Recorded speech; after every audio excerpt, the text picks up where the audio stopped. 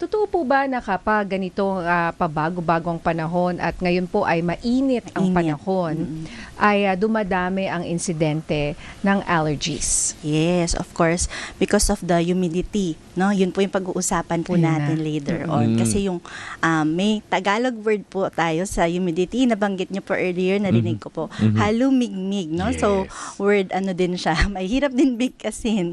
So, halumigmig po, yun yung humidity. Because of that, during summer and yung extreme heat, no, madami po tayong allergy symptoms. Allergy symptoms can be yung sa respiratory, no, yung pagbabahing, and then yung pagbabara ng ilong, sipon. Pero meron din po tayong allergy sa balat. No? So, yung mga skin allergies tulad ng eczema or yung hives, tagulabay. So, lahat po yan, allergic diseases na pwede pong lumala tuwing tag-init.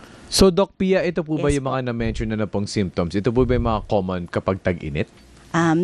They manifest or they flare up or nag-worsen po sila tuwing tag-init dahil madami pong airborne allergens na mas tumataas ang level kapag mainit at dahil din sa humidity.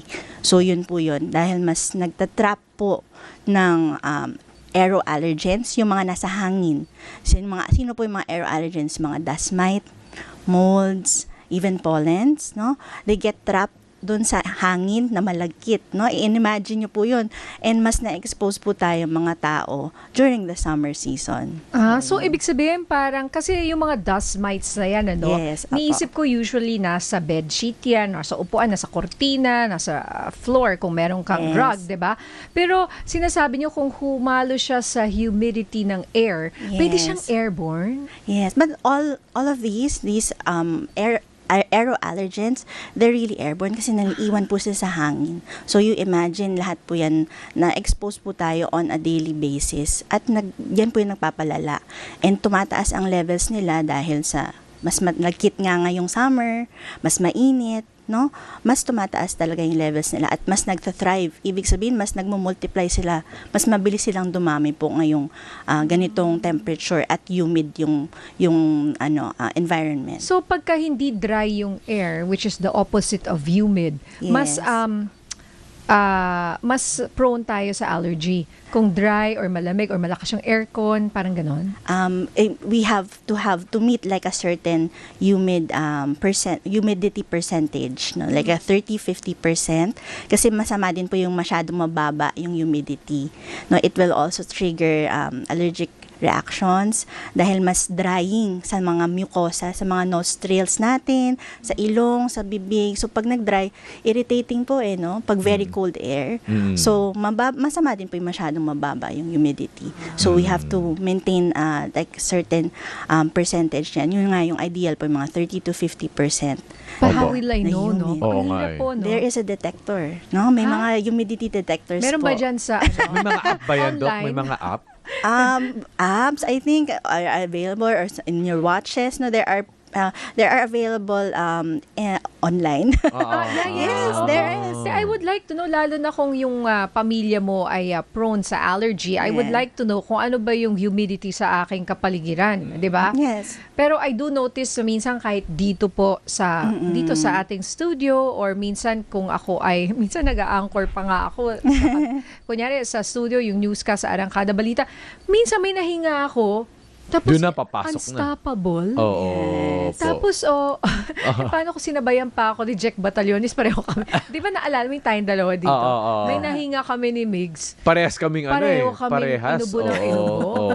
Opo. Kailangan namin Maaari po, magpatugtog. no? Oo. Kasi nakita ko nga po, may mga carpets po tayo. Yes, no? oo. Kung nakikita po na ating audience, may carpets po tayo sa ating studio. So, yung mga bagay po yan, dyan po kumakapit yung ating dust mite.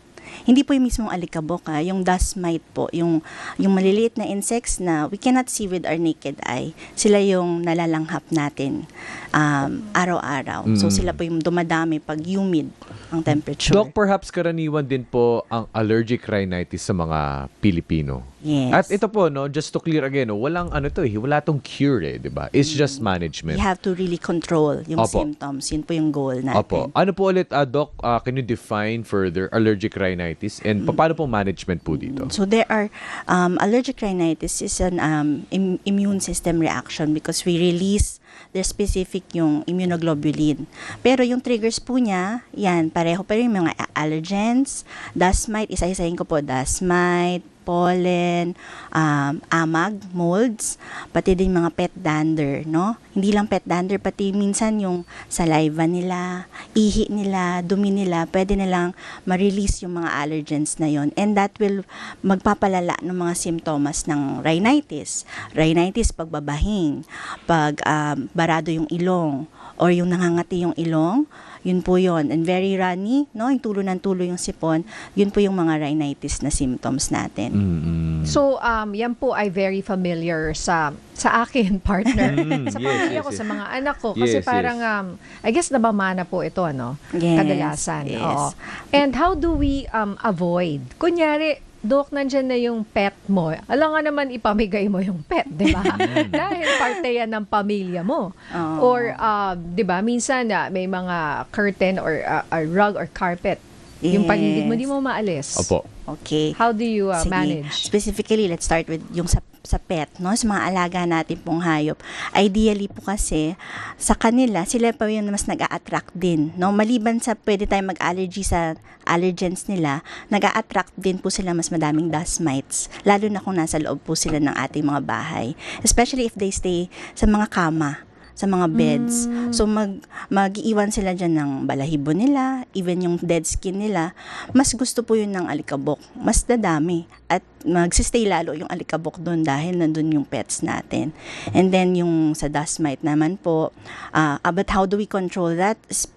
Especially, actually avoidance very important po talaga. So, as much as possible, kung kayang hindi po sila nasa loob ng house, or yun nga, daily, hindi naman daily, weekly. At least weekly napapaliguan sila. So, at least mabawasan kahit papaano yung nare-release po nilang allergens. Tsaka yung parang sa tao rin po, yung hygiene. Kailangan po totoo. rin natin silang linisin, no? Kasi nadadala po nila yung mga dumi at tsaka alikabok sa loob ng bahay. And to control naman si alikabok mismo or yung si dust mites, no? Iba yung alikabok. Dust mites po pala, correction. Sila yung mga maliliit. Hindi natin nakikita. So, depende po kung saan mas concentrated sa bahay. Sa kama. So, we have to change daily, hindi naman, daily, weekly rin po pala yung mga mattresses.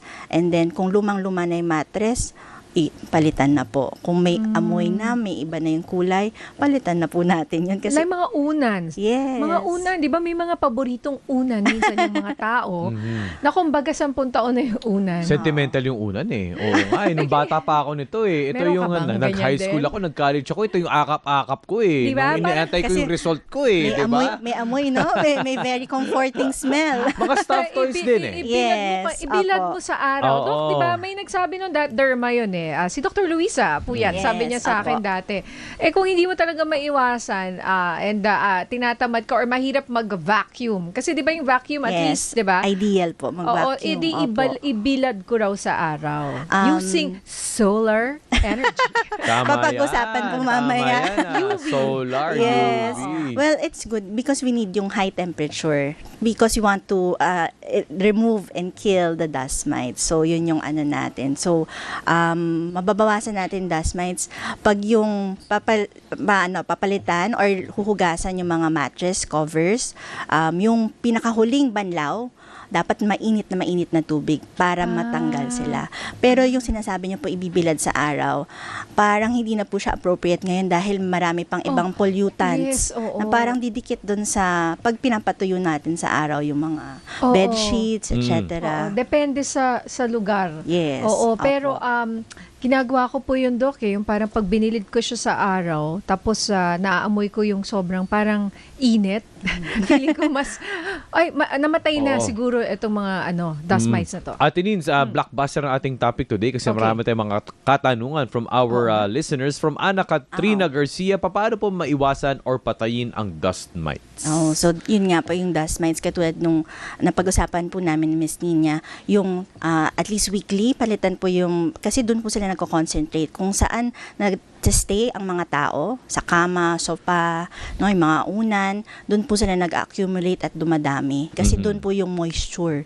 Yung mga pawis po natin lahat dumidikit sa kama, mas gusto po yun ng alikabok. So you have to change that, palitan kung lumang-luma na po talaga, kung taon na niyo yung ginagamit, palitan nyo na vacuum ideally. And then in short, kung may kalat, nandun po yung dust mite. So we have to maintain yung cleanliness sa bahay. Okay. Oo. Ito maganda si Ella. Ella. May tanong siya. Apo. Regarding sa allergy ng anak ko po, every morning, once pumasok sa kwarto, binabahing na po siya. Nagwo-worry ako kasi medyo matagal na. Kahit naglinis na po ako sa kwarto. So, is it okay po ba na every night mag-antihistamine siya? Yes. Salamat, siya po tama. ay 18 years old. Okay, so very good because nagbigay siya ng specific details, no? Doon sa details po niya, sabi niya araw-araw. Pag sinabi na po nating araw-araw, nasa medyo moderate to severe category na po yan, no? At persistent na dahil bothered na si mommy, yung bata, Opo, opo. no? So, hindi na po nararapat na antihistamine lang po yung binibigay natin. There are more effective medications to control pag mas severe na po at persistent yung ating symptoms ng allergic rhinitis. Ano pong other medicine? Well, there are a lot. There are nasal sprays, no? Okay. Which are medicated, no? Yun po yan. Or mga saline. I think, Yeah, ginagamit ko Yes. yan. Kahit na, just to clear, saline spray. yes. Or rinse. Rinse, Nire-rinse. irrigation, Lalo na marami kung pong may sipon. names. Pero you have to use them to clean because you have to remove them dun sa loob ng nostrils po natin. Yung ito, tatanong ko, yung Montelukas, ano ba yan? Yan, oo Para nga. saan ba yung Montelukas at gaano katagal dapat ito gamitin? Sikat ito pa yan yung generic, ano to Oo. Hindi naman to brand. Yes. It's not a brand. Ay, So, opo. we can talk about it. Iba po siya sa antihistamine because it blocks a different chemical. But it will still trigger the same allergic type of symptoms, no? More of the symptoms, more of yung sa mga coughing, no? Pinapadami niya yung phlegm. So, yun yung mga leukotrienes. Yun yung binablock po ni Montelukas. But it depends on the symptoms. Not all allergic symptoms will need that specific medication. So, yun nga po. So, para saan siya? Allergy symptoms more of the coughing. Coughing, no? if you're coughing. Yes, Okay. coughing, phlegm, and then Okay. tightness of the airways, no, yung nahirapan, naninikip yung paghinga. So doon po siya makakatulong, but not lahat ng sakit or Like, lahat kunyari, ng allergies. pinantal-pantal ka or eczema, hindi para doon. Not Hindi. ideal. Hindi. Opo. Maybe yun case-to-case basis, so we have to yung consult, no, kasi pwedeng paminsan-minsan may ganong symptoms. Depende po talaga kung kailan yung gagamitin yung gamot na yun. Doc, just to Yes. clarify, allergy and rashes, magkaiba yon? Allergy and rashes, there are allergic diseases that present with rash, no? Okay. Pero to clarify, para malaman po ng publiko, hindi lahat po ng rashes ay allergy. Okay. So, yun. Okay, Oo. alright. Katulad nung diaper rash. Oo. So, hindi Siya sabihin nun allergy. Hindi ba parang it's not right to say na parang pag nagra-rash siya allergic kasi siya sa No. diaper na yon. Yes. So, hindi siya kumbaga define. Pero unless allergic siya sa diaper na Pwede, yun, baka. oo. I-test mo rin. I mean, Baka, naisip ko oo. yun. Pero Minsan- hindi siya conclusive, di ba? Hindi Yes, mo hindi masasabi lahat. agad-agad. Oo, Oo, hindi Ano naman ba yung po doktor lahat. dito? Oo nga eh. Maganda i-define, di ba? Para Tama, alam natin. tama. Oo, definition. Oo. Okay Ito lang si yan. Ana Katrina Garcia. Makakatulong po ba ang pagde-diffuse ng essential oils, social EO, sa room para sa mga may asthma or rhinitis, Okay. Doc? Minsan may mga na-advertise na magpa-diffuse daw ng kesyo peppermint at mga eucalyptus. Okay po ba yun? Very interesting question. But to go back, kung ano po nangyari sa allergic rhinitis, we really have to avoid irritants, no? And some types of allergic rhinitis, no, they don't hindi po sila natitrigger ng mga alikabok. Matitrigger po sa kanila yung mga strong scents. Actually, ako. Okay, pag So, may yes. pabango, kunyari, mix pumasok ka, tapos ang bango, Oo. mababahing ako. Yes. Ay, buti si mix natural. Wow. Yung mga iba, Konti-konti yung lang. mga ibang Walang tao, ano. Oo, yung mga pag strong. nagpabango, yung Oo. sa lalo na yung men's cologne, Yes. nababahing talaga ako. Oo, alam mo, sorry po. I Wag mo remember. kayo masyado. Oo. Ano yung parang Buti na lang amoy- women's ang gamit ko. Yung mga amoy lolo. Napag-flu. Hindi, no, sorry sa mga lolo. I love you, lolo. Or yung mga, Oo. parang nung unang panahon pa, nako, Oo. maglagay na lang kayo ng alcohol. Ako lang. Hindi po, doktor, na iba tuloy tayo. Okay, Pero yeah, yun the nga scents. po, The it's scents The can scents. cause, It's essential oils will have Yeah. strong fragrances. So, Oo. given na po na yun. So, pag yun po, pwede po matrigger yung allergies natin lalo. So, Opo. yun. so it could actually worsen your allergy. Yes, Si opo. Apollo U3C, bakit daw yung daughter niya nakaka-experience ngayon ng itchy hands and feet? Well, Oo it nga. depends din. Pwede rin po yung nabanggit nyo earlier, contact. Diba? Dermatitis. Pwede rin yun. Oh. Yes. Yung ba yun? Oo, contacts. Baka may Oo. nahawakan siya. Or, it depends. Baka kung may mga makati rin po na mga ibang rashes. Depende kung nagkalagnat yung bata. So, pwede pong mangyari. Kasi ang sinabi lang po niya, kamay at paa. Wala bang mouth? Kasi may hand, foot, and mouth. Diba, Pwede Doc? rin po. So, mga viral infections po Oo. yun that present with viral rashes. So, Oo. marami po. Hindi po lahat yun allergies. Oo, kailangan magpatingin po. Oo, kasi Opo. mahirap na. Maraming, kasi yung pagiging itchy or may mga rashes can be symptoms of so many other things. Yes. Oo, That's but very true. anyway, Opo. Doc, before we go sa dami po na nag-text, ay ano po ang ating mensahe? Ito, Adaming ito na nag-text. pa, Kaya ito po, ang gagawin ko. Kaya po ba Okay. natin sagutin? Hindi na po, may iba pa po tayong... Pauli paalala na lang, Doc. May- Pauli paalala na lang. Si Ben Francis Sige sabi po. niya, do I revert back to water therapy? Kaya nakaka-help daw ba yun sa allergy? To hydrate and vitamin C boost. Well, it's always important to hydrate. Lalo na po ngayong tag-init, no? It will help your immune system, hence, it will help you better combat yung mga allergic diseases. So, there are many, parang pangpatulong na makombat po natin allergic rhinitis and ibang allergies. Pero, minsan, pag hindi po makontrol, gamot po. Tsaka magpakonsulta po tayo. Oo, may Okay. maintenance rin minsan na Yes. kailangan. Oo. Opo. Naku, ang dami pa sana. But anyway, Doc, balik na lang po kayo. Talagang pag allergies ang pinag-uusapan natin, blockbuster. Very common. Oo. Ibig sabihin, sakit ng Pilipinas. Oo nga. Correct. Okay, Doc Thank you Pia, po. maraming salamat po sa ating pediatric allergologist, Doc Pia Debuque. Yeah, mabuhay Yes. po kayo, Doc. Thank you, Doc. Thank you po. you.